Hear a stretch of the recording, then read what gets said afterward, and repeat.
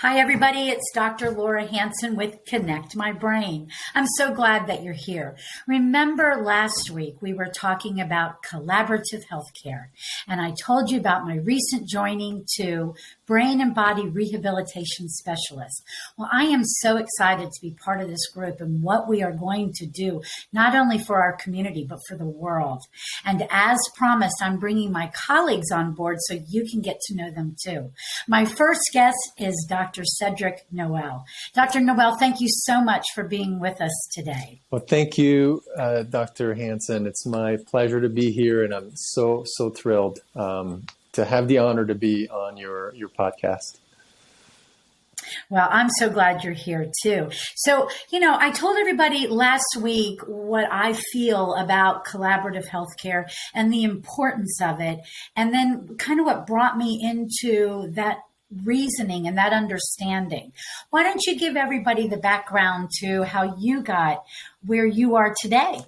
Yeah, well, thank you. And I think that's a really great question. And really the answer, the short answer to it is really simple. One, I think that the patients are better served. But two, Definitely. I also think that it's better for the clinicians because we are, as clinicians, in a position where we always need to collaborate, and we can make the choice either to collaborate or not to collaborate. But realistically, most patients, will see multiple clinicians. They're not always under the same roof, but they need to go to see different specialists at different times for different reasons. I think the number one complaint that I'm sure you would agree we've heard over the many years is there seems to be a great disconnect between all the providers that patients see. You have a problem that is not purely digestive or it's not purely neurological. You see these specialists that are specialized in very specific areas, but these systems are interconnected. They're all connected. Yes. I mean, everyone, I think everybody would unanimously agree to that. And that's where that disconnection is. It's fun. Connect My Brain, right? This is the perfect name. But yeah, it's so disconnected. Our healthcare system is so disconnected. And it doesn't serve patients well. It doesn't serve clinicians well either because we're we're in our own little world and we recognize, okay, well, this person has a problem that I don't work on. But what we do has an impact on their health. And many times we need those different specialties to come together and work together. And so that is the reason for collaborating, is that we are specialists in this functional world, functional rehabilitation. We are all about restoring function, improving performance, promoting health. And to do that really well, we need to consider that, there are multiple specialists that do amazing work, but when we come and do it together, the potential outcome is far greater than it would be on our own. And that's the reason why we are gathering together and trying to create this environment where we can collaborate and serve patients at a much higher level. And it's much more fulfilling for us as clinicians because we know that we see a case that can be better served with someone else on the team, or maybe it could be better served with a collaboration of more than one teammates. And we know that in the end, it's going to help them better. And it feels good, I think, as clinicians, knowing that we are truly doing the best for this, to serve this particular patient or another. And, being under one roof, especially in any kind of a city, but like in Atlanta, for example, if you've got to drive everywhere, just the taxing and the stress of going miles and miles and miles to many different places is exhausting. And when you're already not feeling well, that has a tax, especially with, like, I work a lot with kids, and the parents sometimes are just going they live in cars, and that can never be the right approach for healthcare. And I think about just when we're at the office together, we are all always chit-chatting about what's going on, and you can almost see the cogwheels going with everybody at BBRS. And when I say BBRS, that's Brain and Body Rehabilitation Specialist. I think we abbreviated it so we could say it faster, right? But you could see our cogwheels already going because we've now come into contact with someone, and you're beginning to think about how can Dr. Noel serve an individual. I love the way you approach spinal health. And I was honored to watch yesterday, and it was so informative. And I love your posters, and I'd love for you to share with the audience, especially the one that talks about the eyes, the vestibular, and the body. I think people would really understand when you incorporate the systems that literally are responsible for you being upright in gravity. It just makes an entirely sensible approach. So why don't you talk about that with us? Yeah. And this all came about for me, 20 years, I started practicing 20 years ago. And there was a great frustration for me because as I was applying various techniques, I felt like the percentage of patients that were not responding favorably was just too great. It was depressing for me, I have to say. And that's kind of a healthy place to be as a clinician, because you recognize I'm not happy with the outcome. I'm not happy with that. And that leads to growth, as you seek for solutions. So absolutely. I got involved in chiropractic neurology in 2006. And what I was hoping to learn was exactly what you're asking me right now is how can we use the brain to get better outcome for spine care? It's not what I found because I don't think that we were there at that time. The education in the courses that I was exposed to, there was very little focus on spine care and posture and all those things. But to answer your question, really comes down to a term, which is the body schema. Body schema is not necessarily located just in one place in the brain. It's the integration of different systems in the brain coming together to give you a perception, an idea of where our body is in space. And also it gives you an idea too, where things are around you. But to know where your body is in space, you need to have especially three systems that come together: the visual system, the vestibular system, which these are the sensors deep in your inner ear that perceive the movement of your head.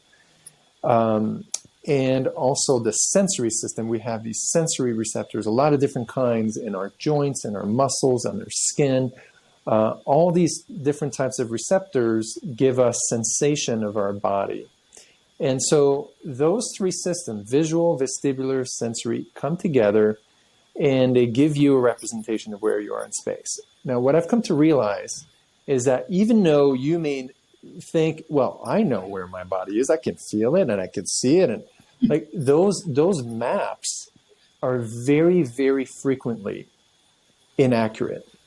So even though you have a general idea, like you know where you are in space, those margins are often blurry and there's some disconnections between those systems. And when you have disconnections, you may not even be conscious of it, but what it will result is muscular compensations, a shift in posture, instability in your joint, and it'll affect balance. So those four main things: balance, stability, movement, coordination, all those things are relying on an accurate integration of the visual, the sensory, and the vestibular.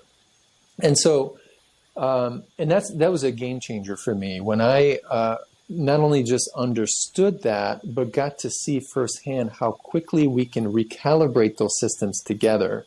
And that's really what changed my career, I have to say, and patient outcome, is when I realized, when I finally realize how to calibrate them together.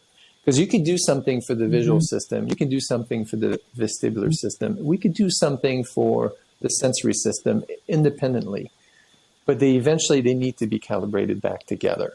And I've got a technique that I use for that, and it's a technique that I discovered, that I've been working on for years, but really refined it at its best earlier this year. And the results that I've been getting are absolutely incredible. You can sense, and most people will sense a change right away. After we do this maneuver, it takes minutes to do. We can typically see a change in balance, a change in how people feel, a change in their posture. Those things will begin to change right away, immediately, and it's profound.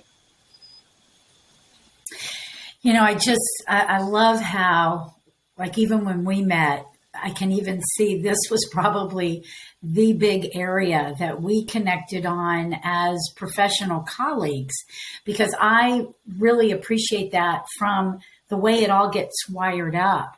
So when I'm looking at a child, you know, you think about that first year, you're on the ground and you're hardwired to be upright, but you're not there yet. And you have to think about that neurology that has to come together over a year for you to be able to do that. And I'll talk about like the stepping reflex. If I took a newborn baby and put my hands under its little arms and I put the sole of their foot on a hard surface, they would step. But if I moved my hands, what's going to happen? They're going to fall, because that nervous system doesn't know how to be upright in gravity. I mean, this is a very, very powerful system. And I've been teaching too, like you, for a really long time. And that word recalibration is so important to understand, because we even see little babies as they are learning new motor movements. They'll start rolling their heads, rolling their bodies, and they're literally recalibrating the vestibular because they just learned a new task. So to bring that into the uprightness, able to look at it in your patients and be able to make those changes quickly and profoundly is amazing. And I really, really appreciate it. Why don't you tell people, give them an idea, what does that look like when somebody comes to see you?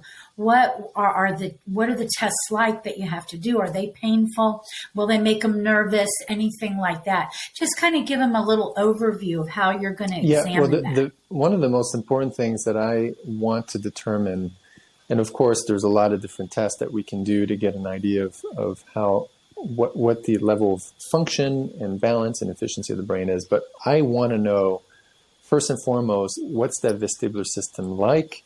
Because it is a system that is there to protect you, to allow you to respond properly to various stimuli, but it'll save your life, right? If you're gonna trip or fall, it's that vestibular system that kicks in with these subconscious reflexes that are so rapid. They're faster than the speed of your thoughts, right? So that's that system that it's at the heart of your brain. It integrates deep inside the middle, and it's interconnected with every aspect of your brain.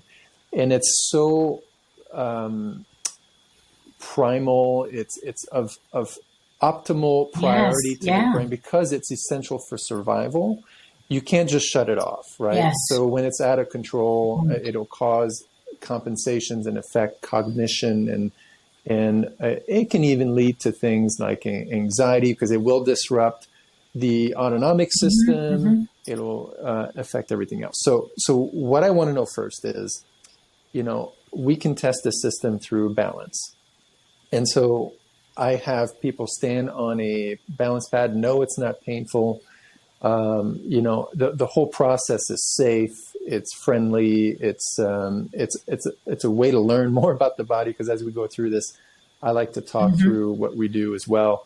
But we stand on a pad. It's a soft pad called a vestibular pad or a balance pad, and ideally with no shoes on. And we want to then have the patient close their eyes, and we see what kind of pattern of movement do they have, because these patterns tell me a whole lot about the state of their vestibular system. So depending on the pattern, we'll narrow down what I think may be involved there. We'll typically have someone walk as well, so we see, do they have any kind of vestibular signs, any pulsions, any kind of things like that. But we look at the movement patterns of the body. How does the body move? Mm-hmm. How does the body maintain balance?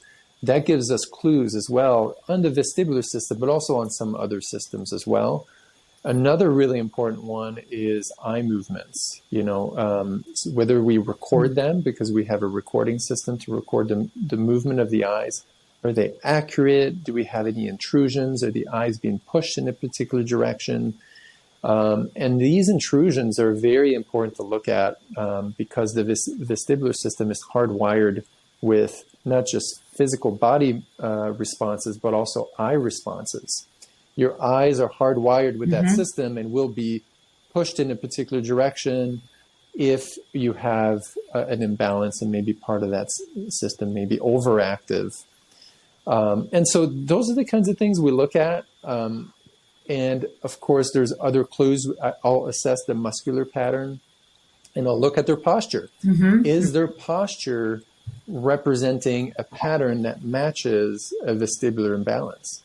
So for example, if your perception is that you're going to fall back, and in other words, if the receptors in your brain that tell your brain where you're in space, if the ones that perceive backward movement are more sensitive, which is very common, your posture will change to protect you, and your posture will change to go more into an anterior slouch position because you want to prevent yourself from falling back. That is very dangerous. We don't have arms back there, to catch us, right? So we can... Well, Kate, let me ask you a question. So think about all the people texting, right? And constantly looking at their phones. Can we create those imbalances just by our own behaviors? I think so, yes, absolutely. Because, again, the system relies, this body schema, right, relies on eye movements and vision. And if we're constantly driving our eyes down more than up, or maybe directly in front of us, we're converging our eyes to inside of that 18 inches, right? We're like up close and down all the time. Two things that happen there. When we promote that much convergence and we're looking at a light source, like the screen, right? We are driving a part of the brain called the midbrain, or the mesencephalon, the midbrain. It's very primitive part of our brainstem. And that is where that fight or flight system really comes out of. So we are driving that fight or flight system. And as a result of that, we're increasing our stress response. I'm just talking about the fact that light comes in and we're converging our eyes, to light. So we're really promoting that system more than the lower part of our brainstem, which is more of the rest and digest system. But yes, absolutely. From a vestibular standpoint, when you're over converging, it's the sense of approaching an object or something coming at you, which will kick in that stress response as well. Yeah. Yes, and that's then remarkable. As we get older, Absolutely. Naturally, it becomes harder to look up.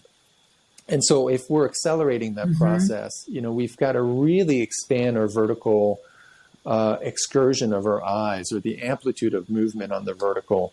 So things to do, is to ideally, maybe look at things that are further, that are in our periphery or up. If we were to be on our phone, it's good to often try to bring it more of an up position.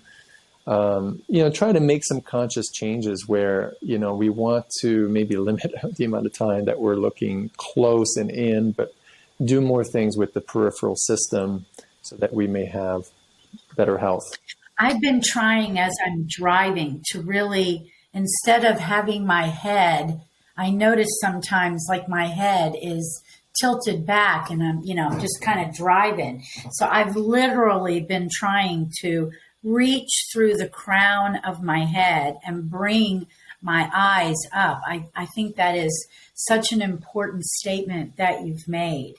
I remember one time too, I was shopping in Target and there was a little girl, she could not have been more than 2.5, 3 years old.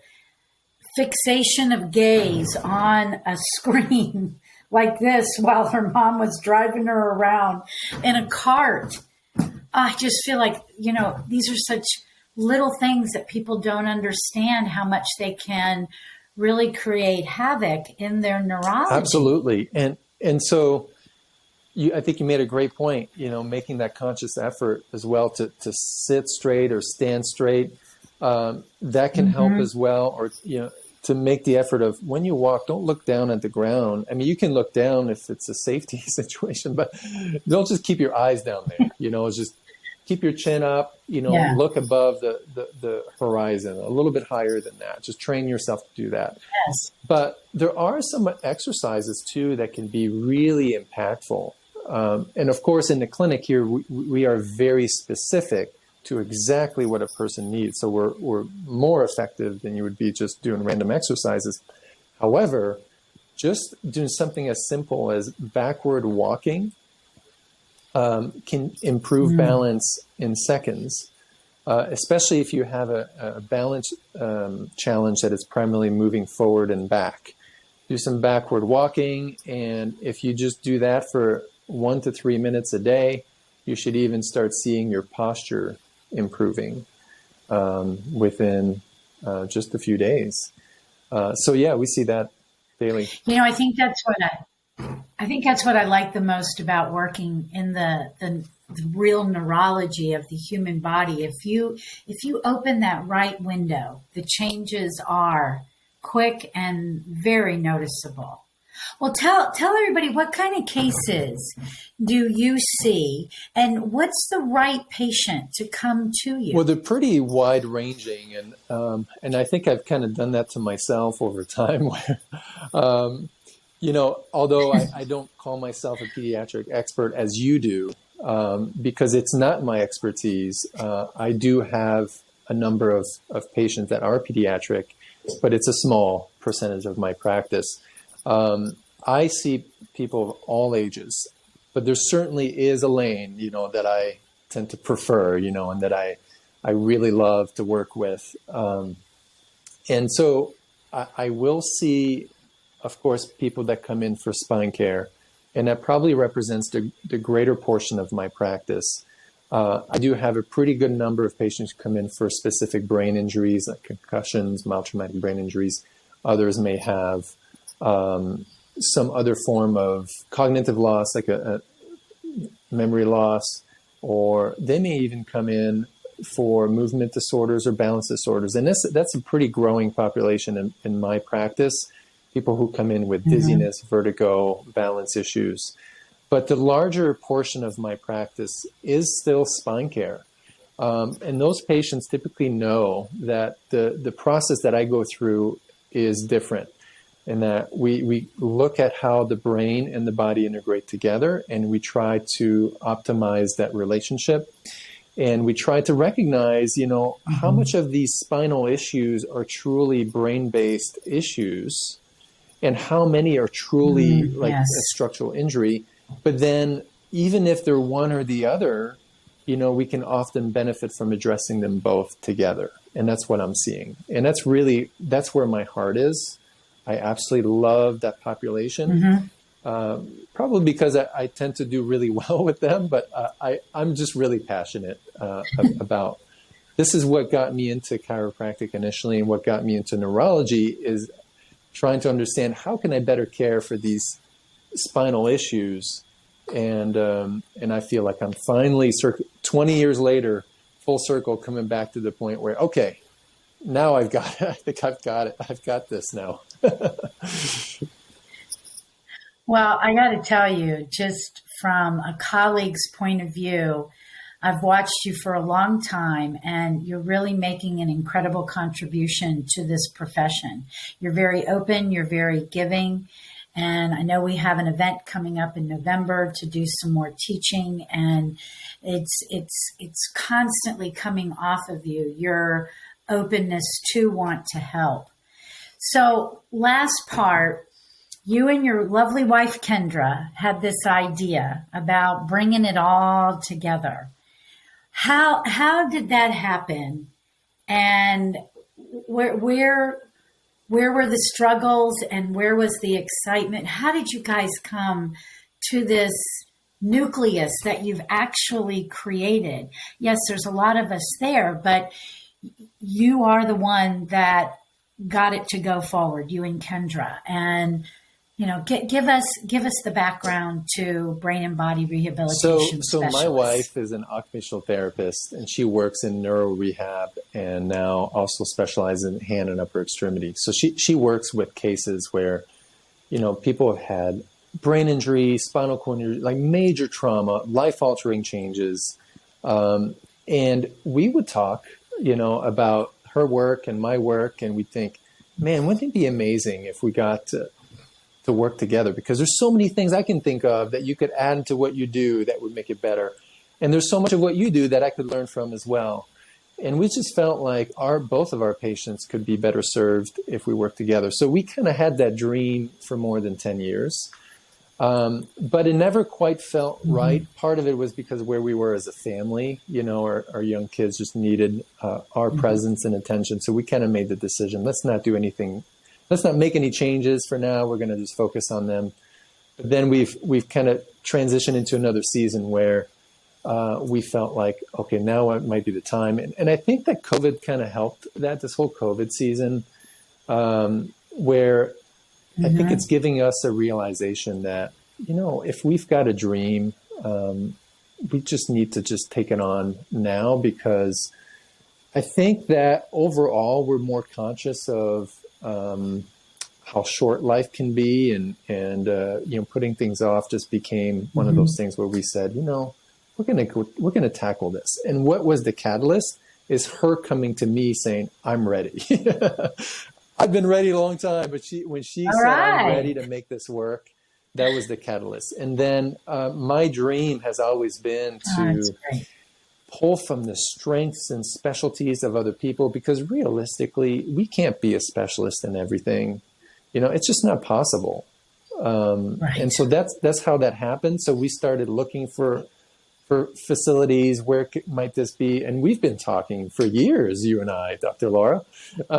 And there's always been, some things here and there for different good reasons that just didn't seem like the timing wasn't right, or there's other hiccups along the road. But this time, all the roadblocks were removed. It just felt like we were getting an affirmation from above, from all sides, from the facility that we picked, and for every step of the way has been just acknowledged, affirmed, and promoted. And so that is why now, and how this all came about. Well, we do have quite a thing going on up there. Let's see, we've got a kinesiologist. We have 3 chiropractic neurologists. I'm focusing on neurofeedback for now. And then we have vision therapy and OT, right? We actually have... Yeah, we have 5. We have 5 chiropractic neurologists. And... that's right. Yeah, we have 5. That's right. One just came on board. Dr. Jose is just getting his started. Right. He's been assisting us for a long time, but he is phenomenal. But so 2 occupational therapists. So one specializes in vision therapy. That's Normani, and my wife Kendra specializes in hand upper extremity neurology. And one kinesiologist, and to find a kinesiologist that also specializes on a brain-based model is a rare thing. She runs in our circles of functional neurology. So She does. And then we have a prayer room, which every one of us, I really think that was the synapse when that came into the picture. That was like the synapse that just got the whole thing illuminated. So that is so exciting to create an environment where we honor God, we honor the spiritual part of every individual, and we have pristine people really dedicated to improvement of that human system. So it's an absolute treasure. It really is. And I'm very honored to be part of it. And I'm so proud of everybody that is there. I just think it's incredible. I really do. So way to go, Chief. It's exciting. You know, what's most exciting is that we are all open to possibilities. You know, of course, we have our ideas of how to make this a great place, but we're also open to more and to wherever else this may go. And that's what's exciting to me, is that we get to be really creative about our next steps. Great. Well, Dr. Noel, thank you so much for getting on the podcast with me today. I feel like it's going to really create some momentum. Is there any way that if somebody's listening to this podcast and they just want to reach out and ask you a question or make an appointment, well, I think the best way is they can just look for our website, which is yourbbrs.com. And that's YOUR, right? BBRS.com. And that would probably be the best way. Yeah. Perfect. Great. Well, again, thank you so much for joining me, and thank you all for joining in today. This is Dr. Laura Hanson, and if you do have a question, or maybe you just want to dive in a little deeper to anything that we were talking about today, you can call the office at 678-501-5172. Remember, over on the website, we do have that podcast tab. That's where you can get the show notes, and there's a couple of freebies that you can download for yourself. We hope that you will consider collaborative healthcare for your healthcare needs. Be well.